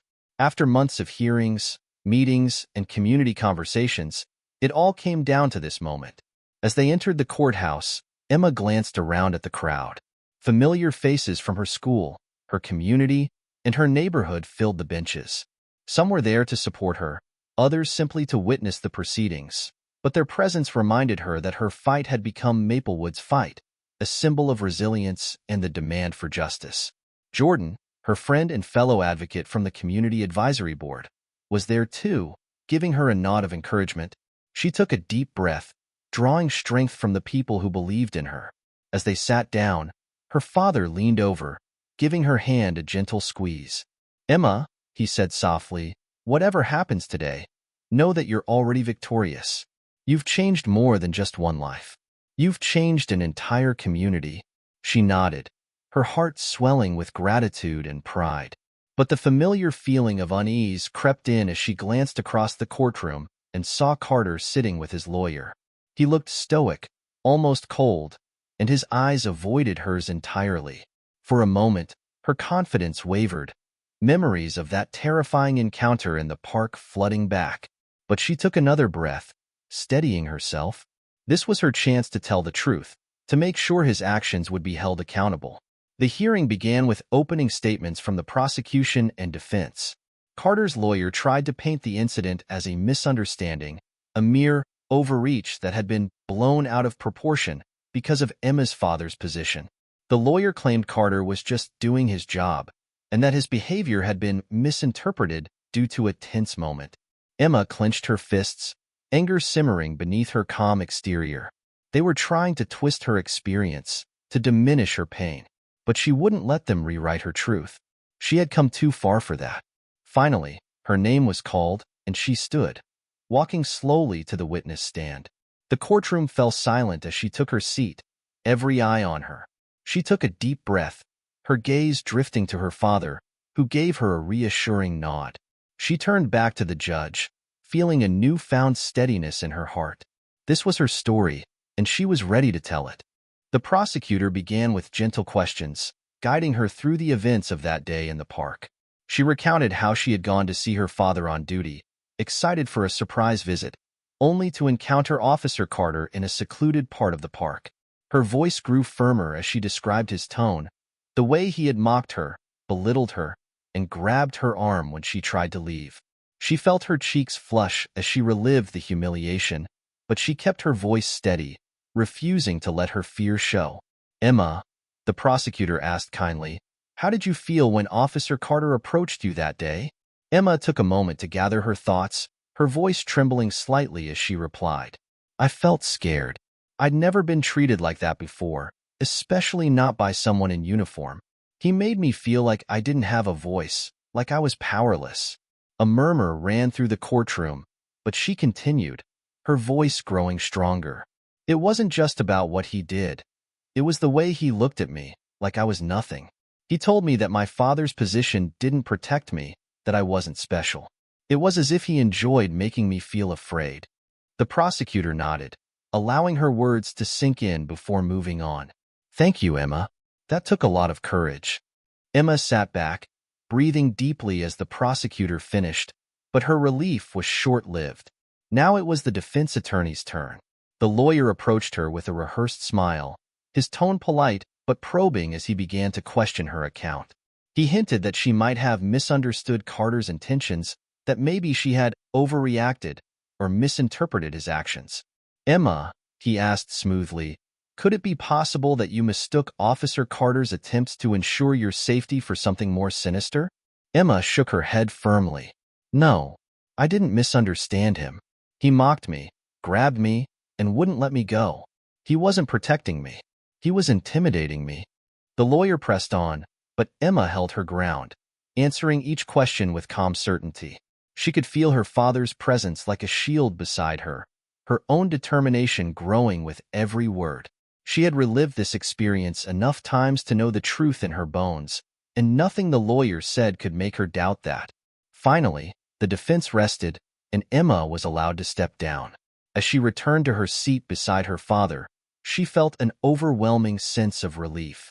She had spoken her truth, and no amount of questioning could change it.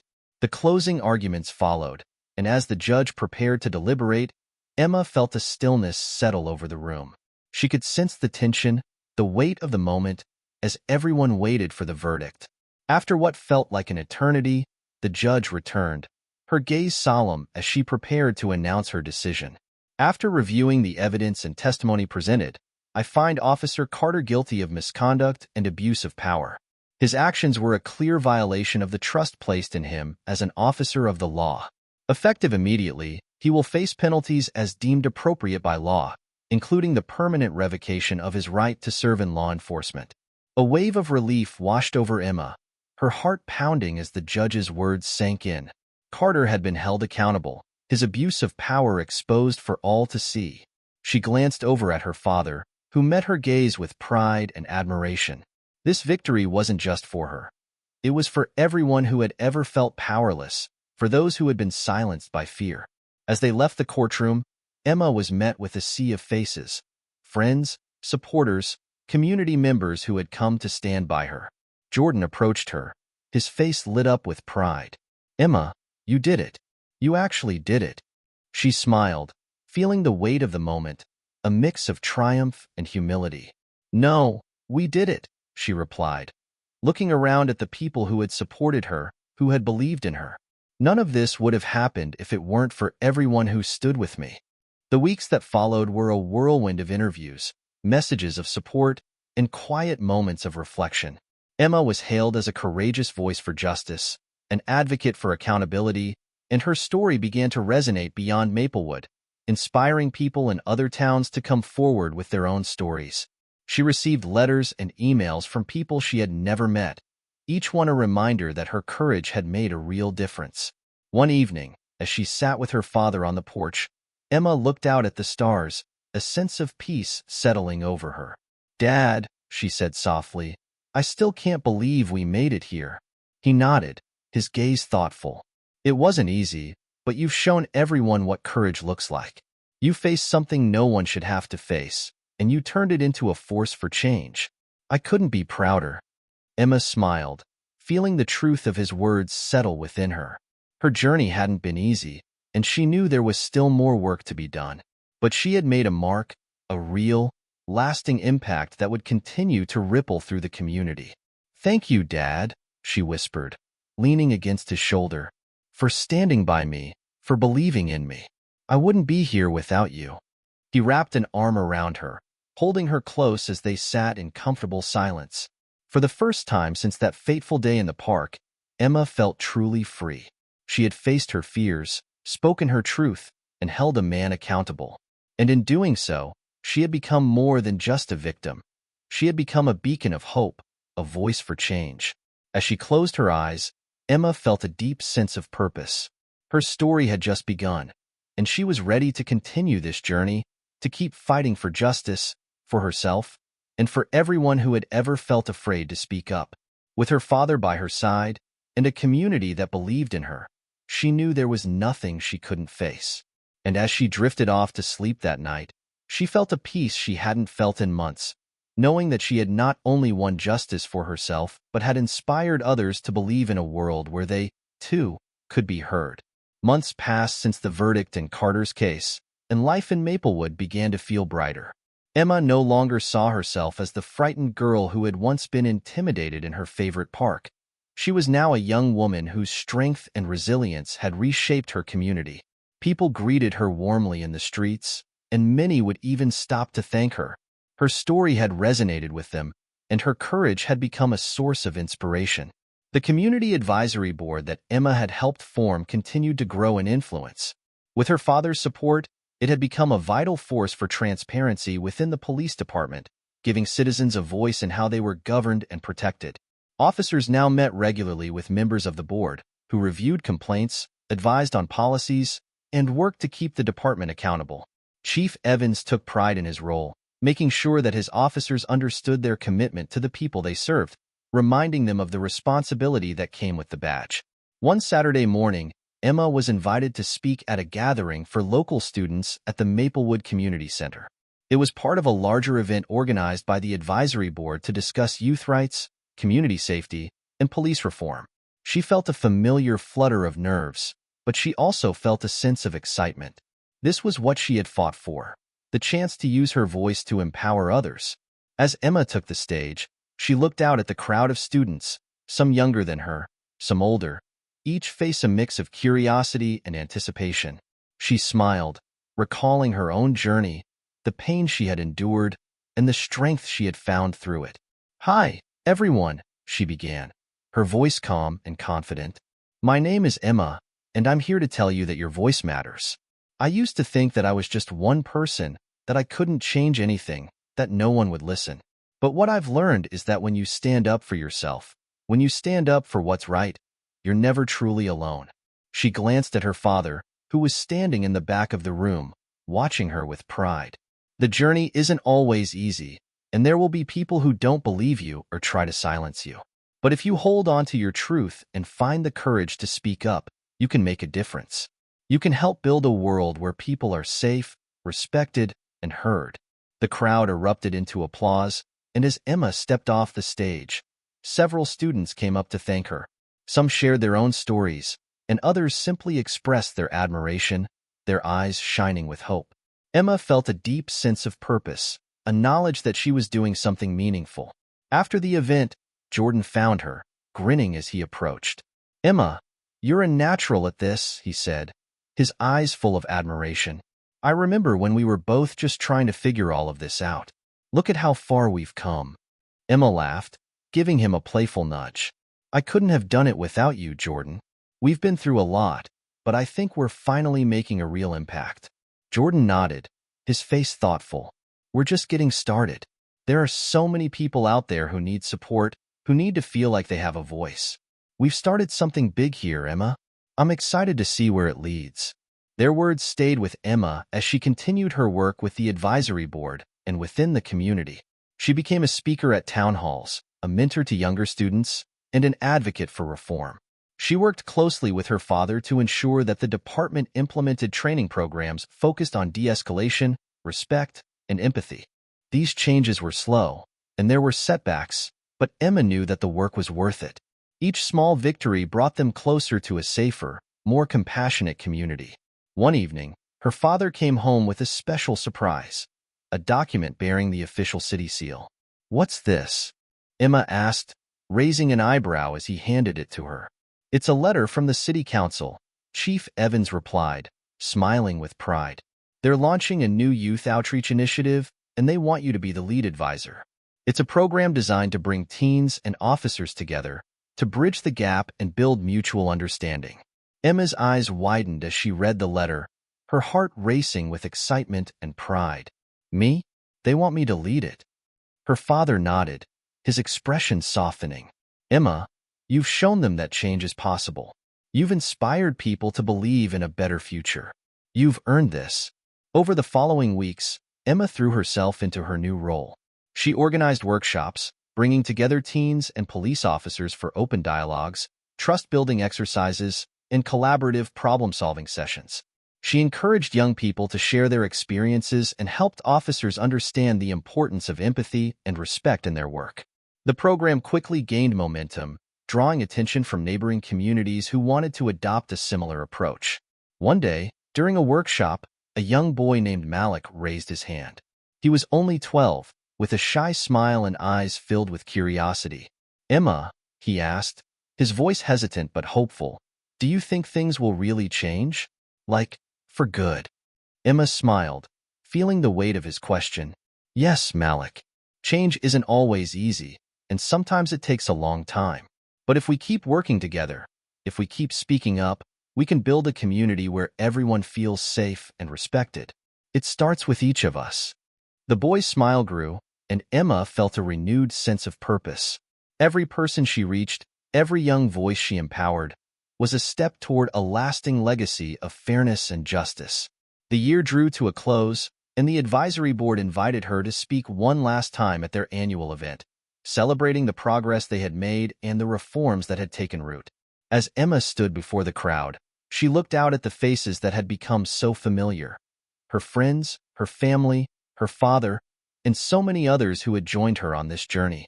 "I want to thank each and every one of you," she began, her voice filled with gratitude. "A year ago, I was just a girl trying to find my way, trying to understand why something terrible had happened to me. I didn't know where this journey would take me, but I knew I had to speak up. I didn't realize that by finding my own voice, I would also find all of you." She paused, taking a deep breath. "This isn't just my victory, it's our victory. Together, we have proven that when we come together, we can create real change.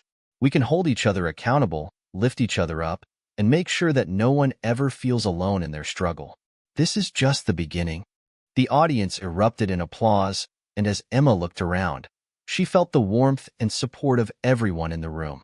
She had come so far, and though her journey had been difficult, it had also been transformative. She had taken her pain and turned it into a force for good, a source of strength for others. After the event, As she and her father walked home under the stars, Emma felt a profound sense of peace. She glanced over at her father, who was watching her with pride. "Dad," she said softly, "I couldn't have done this without you. You believed in me when I didn't believe in myself." He smiled, wrapping an arm around her shoulders. "Emma, you've taught me more than I ever could have taught you. You've shown me the power of resilience, of compassion, of standing up for what's right. I'm so proud to be your dad." They walked in silence for a while, the cool night air filled with the quiet hum of possibility. Emma knew that her work wasn't over, but for the first time, she felt that she was truly ready for whatever lay ahead. She had become a beacon of hope, a voice for change, and an advocate for justice. And as she looked up at the stars, she felt a deep sense of gratitude for her family, her friends, her community, and the journey that had led her here. Emma Evans was no longer just the girl who had faced a moment of fear and intimidation in the park.